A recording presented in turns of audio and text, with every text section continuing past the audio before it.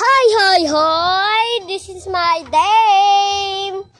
Pretty naman nating girl nyo dahil kababong ligo lang niya. So guys, wala ko ngayon kasamang video dahil yung kasama ko nasa wala nyo kasan paaralan, diba? Diba? Diba? Diba? Sa next video, panoodin nyo. Diba nag-comment ako doon na mag-comment kayo, ipaprank natin si Ate EJ. Diba? Diba? Diba? Ate EJ, you tama Ha? na. Tapos, ang gagawin natin, ngayon naman mag-story ako. Mag-comment kayo.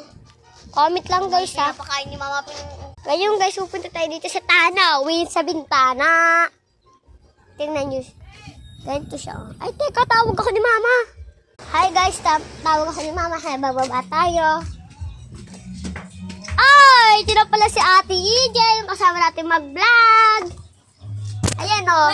Wait today! Ay, sorry, yan pala. Ba't ako tawag ni Mama? Inaraw O, diba? Ayun na, dumating sa school yung ating kasama mag-vlog.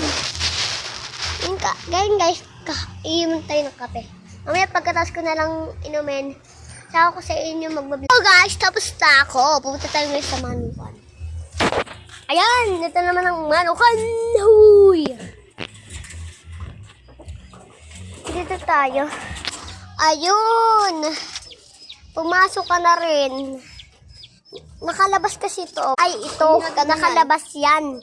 Ngayon, itatali natin. Ayun guys, itatali natin siya. Ayan.